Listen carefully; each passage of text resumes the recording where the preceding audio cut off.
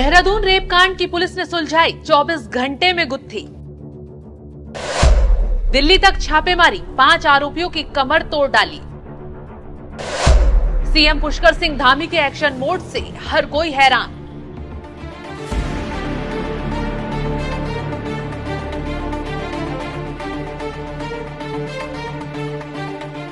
नमस्कार, आपके साथ शबनम। बंगाल की घटना से पूरे देश का गुस्सा कम हुआ नहीं था कि उत्तराखंड में भी दरिंदगी की एक घटना ने सबको दहला कर रख दिया, क्योंकि यहाँ मुख्यमंत्री पुष्कर सिंह धामी और उत्तराखंड पुलिस के एक्शन मोड ने चंद घंटों में ही आरोपियों की ऐसी कमर तोड़ डाली, हर कोई हैरान रह गया। वैसे भी उत्तराखंड में अपराध पर नकेल कसने के लिए सीएम पुष्कर सिंह धामी हमेशा एक्टिव मोड में रहते हैं।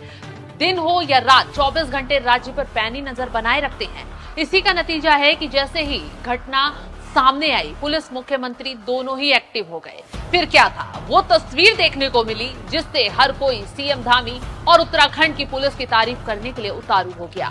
तो चलिए विस्तार से पूरी घटना के बारे में बताते हैं। जानकारी के मुताबिक 13 अगस्त की रात को रोडवेज के 2 कर्मचारी नाबालिग लड़की को दिल्ली के कश्मीरी गेट से देहरादून लेकर आए थे और यहाँ लड़की के साथ दरिंदगी की घटना को अंजाम दिया। बेसुध हालत में बच्ची को छोड़कर फरार हो गए।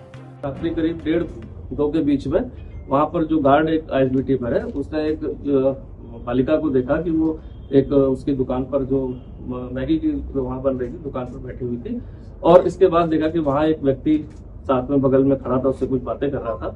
उसको संदिग्ध लगते हुए कि रात्रि में इस तरह बच्ची एक वहाँ पर बैठी हुई है, तो उसने वहाँ पर जो 1098 की यूनिट रहती है, उसमें एक व्यक्ति रहता है, उनको इन्फॉर्म किया। उनका नाम है श्री दिगंबर जी। तो उन्होंने इसके बाद, चूंकि महिला उसमें बच्ची थी, तो उन्होंने अपनी दूसरी यूनिट में जो दूसरी महिला काम करती है, जो आईएसबीटी पर थी, उसको कॉल करके फिर उसको वहां पर बुलाया। और बुलाने के बाद जो बच्ची से प्राथमिक जानकारी करी, तो वो अपना नाम पता बहुत ज्यादा नहीं बता पा रही थी। ये बताया जो प्राथमिक जांच में उन्होंने लिखा है रिपोर्ट में, उसमें लिखा था कि पटियाला से मैं आई। सूचना मिलते ही पुलिस मौके पर पहुंची तो देहरादून पुलिस ने तुरंत पीड़ित को अस्पताल में भर्ती कराया और वक्त रहते ही आरोपियों की धरपकड़ शुरू कर दी। लेकिन शुरुआत में पूरे मामले को समझना पुलिस के लिए काफी मुश्किल हो रहा था, क्योंकि पीड़िता ठीक से कोई जानकारी नहीं दे पा रही थी, घटना के बारे में भी नहीं बता पा रही थी। घर का नाम पता, कभी मुरादाबाद, कभी दिल्ली जाना और कभी पटियाला जाना, और कभी अपने माँ बाप को कोरोना के दौरान उनकी डेथ हो जाना या बचपन में डेथ हो जाना, और इस तरह अपने भाई और जो घर में परिवार के लोग हैं उनका भी एग्जैक्ट कुछ नाम पता नहीं था। ना ही उसके पास कोई फोन था, ना ही कोई आधार कार्ड या कोई आइडेंटिटी थी जिससे कि उसकी पहचान हो पाए। तो ये 14 तारीख को भी काउंसलिंग के दौरान ऐसी कोई बात नहीं बताई गई। लगातार पीड़ित से पूछताछ के बाद गुत्थी उलझ रही थी, लेकिन आखिर में पुलिस ने जब कमेटी गठित कर फिर से पीड़िता से पूछताछ की, उसके इलाज के बाद पूछताछ की गई, तो खुलासा हुआ कि आखिर उसके साथ गलत काम हुआ था। तो नेक्स्ट डे जब काउंसलिंग की गई तो ये बात कुछ आई कि उसके साथ कोई गलत बात हुई, जैसा उसने बताया। इसके बाद फिर उसकी 3rd काउंसलिंग हुई, नेक्स्ट डे फिर से करी गई काउंसलिंग। तो जब इस काउंसलिंग के बाद ये चीज निकल के आई कि हाँ भाई, ये कोई मुरादाबाद में रहने वाली है, अब दिल्ली गई थी और दिल्ली के बाद आई, लेकिन माता पिता इसके नहीं है, और इस तरह से ये घटना प्रकाश में आ रही कि इसके साथ कोई घटना ऐसी हुई होगी। और तो इस पर उनके द्वारा एक तहरीर जो है कल साय को जो हमें प्राप्त हुई थी, इसके बाद हमने तत्काल जैसी चीज प्राप्त हुई, एक टीम का गठन महिला अधिकारी और सभी के साथ हमने बना दिया था इसमें कि वो जाए मौके पर।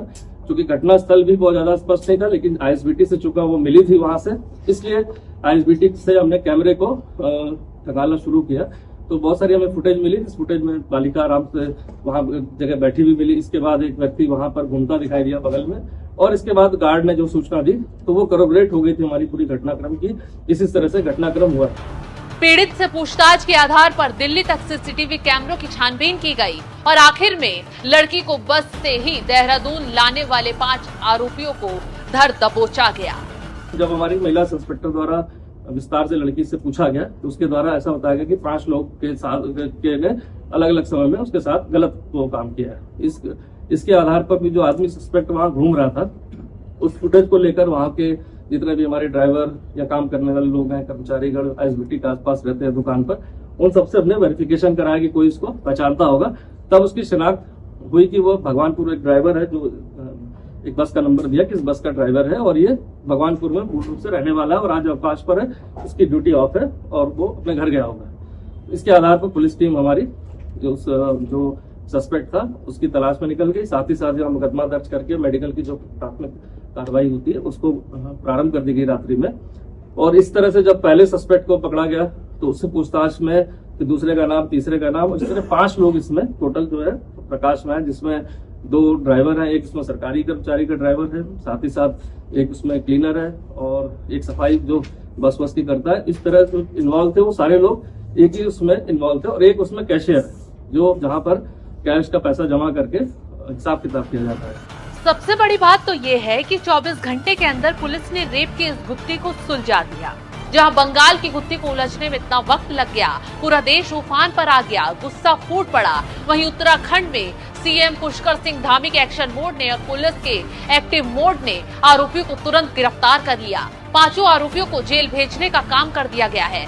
आरोपियों में 2 बस ड्राइवर, एक कंडक्टर, एक कैशियर और एक सफाई कर्मचारी को गिरफ्तार किया गया है। पुलिस ने बस को भी कब्जे में ले लिया है। सभी पहलुओं पर गहनता से आगे की जांच की जा रही है। फिलहाल पुलिस नाबालिग के परिजनों से भी संपर्क कर रही है।